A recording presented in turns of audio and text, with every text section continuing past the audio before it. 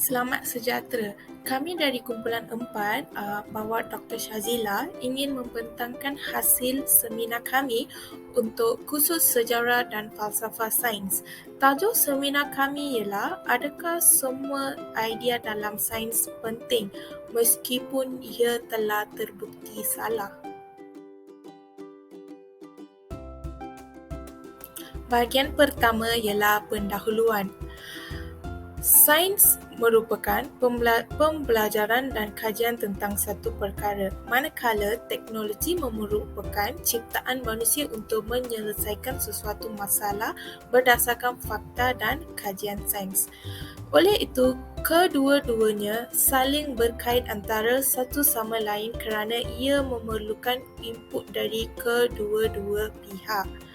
Dapati bahawa idea atau teori sains akan sentiasa berubah mengikut proses komuniti, eksperimen, pemerhatian dan komunikasi. Ini melibatkan kontroversi saintifik yang sebenar. Perselisihan pendapat tentang cara data harus ditafsirkan, idea mana yang paling baik sokong oleh bukti yang ada dan idea mana yang patut disiasat lebih lanjut. Oleh itu, berbalik ke persoalan tajuk. Adakah semua idea dalam sains penting meskipun ia telah terbukti salah?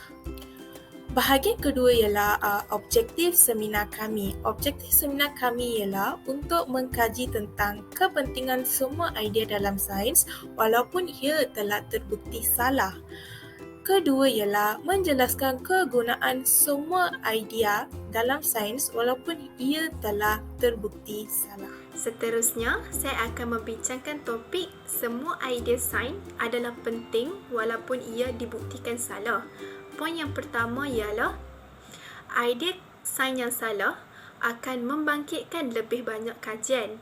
Hal ini kerana apabila satu penghujahan sains dikemukakan oleh seorang saintis, pasti saintis-saintis lain akan turut mengkaji idea tersebut untuk membuktikan kesahihannya.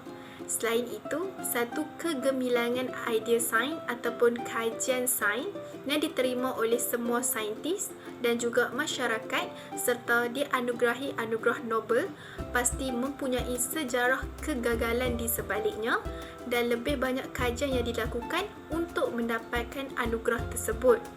Dan yang terakhir, kegagalan satu idea sains akan membuka lebih banyak peluang kepada saintis lain untuk mengkaji idea tersebut dan memperbetulkan kesalahan yang dilakukan serta mengaplikasikan budaya kerja yang bersesuaian dengan kaedah saintifik. Poin yang kedua ialah untuk menghebahkan semangat juang yang dimiliki ke arah penemuan saintifik yang bermakna. Penyataan ini bermaksud di sebalik kegagalan satu idea sains, para saintis akan lebih bersemangat untuk mengkaji idea tersebut untuk mendapatkan suatu jawapan yang betul dan tepat. Selain itu, kegagalan ini juga akan menjadi satu batu loncatan kepada mereka untuk meneruskan kajian. Kegagalan satu kajian membantu mereka untuk menjalankan kajian dengan lebih mendalam. Sehingga kajian tersebut dapat diterima oleh semua masyarakat dan juga para pengkaji yang lain. Di samping itu, penemuan idea sains ini juga akan memberi manfaat kepada generasi pada masa akan datang. Seterusnya, saya akan sambung bahagian keempat iaitu sebab-sebab idea sains terbukti salah. Ia terbukti salah disebabkan kecuaian dan kesilapan daripada pihak pengaji. Idea sains salah kerana mungkin pengaji bergantung pada teknik, teori atau eksperimen yang belum dibangunkan sepenuhnya. Oleh itu, penyelidik kadang-kala terpaksa mengambil risiko untuk meneroka idea atau pemerhatian yang baru.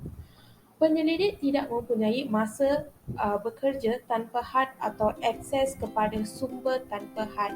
Malah, penyelidik dapat membuat kesilapan dalam reka bentuk eksperimen, penentukuran instrumen, rakaman data, tafsir keputusan atau aspek penyelidikan lain.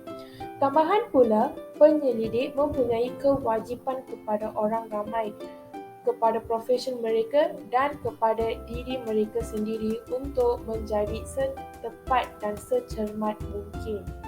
Bahagian kelima ialah cara-cara untuk mengelakkan kesalahan dalam idea sains. Yang pertama ialah melakukan peer review atau semakan rakan sebaya. Kaedah ini menyediakan arahan supaya penyelidik lain boleh mengulangi percubaan atau membina untuk mengesahkan keputusan. Dalam sains, semakan rakan sebaya membantu memberikan jaminan bahawa penyelidikan yang diterbitkan memenuhi piawaian minimum untuk kualiti saintifik. Artikel yang disemak oleh rakan sebaya menyediakan bentuk komunikasi saintifik yang boleh dipercayai. Seterusnya, cara kedua ialah mempunyai panduan dalam meneruskan budaya kerja yang baik dan bersesuaian dengan kaedah saintifik. Penting untuk mempertimbangkan budaya tempat kerja semasa melakukan kerja saintifik. Persekitaran yang kondusif menjamin prestasi keseluruhan dan produktiviti seseorang ahli pengkaji. Situasi kerja yang tidak mendapat sokongan yang para saintis diperlukan boleh menjejaskan prestasi dan kerjaya saintis tersebut. Ia boleh menjejaskan kesihatan mental dan fizikalnya. Contoh teori sains yang dibuktikan salah. Contoh yang pertama ialah teori Charles Darwin atau dikenali sebagai teori evolusi psikologi. Charles Darwin di dalam bukunya On the Origin Species, beliau mengatakan bahawa haiwan darat boleh berevolusi menjadi paus air.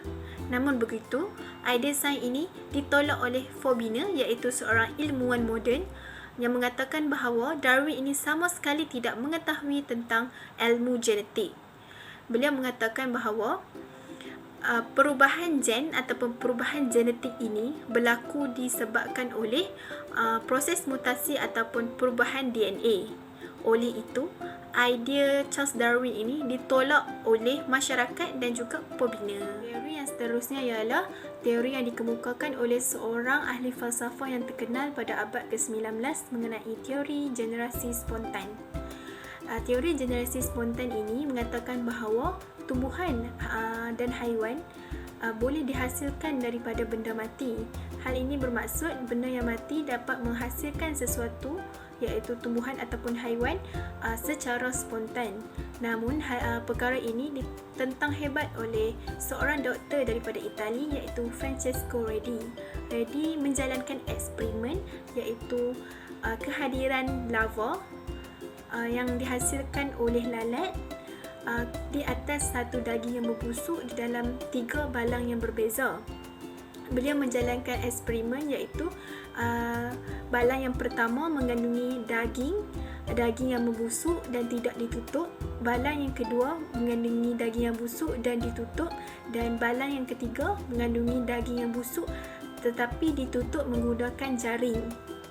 Dan keputusan eksperimen beliau melihat larva hanya dihasilkan pada balang pertama, iaitu balang yang tidak ditutup.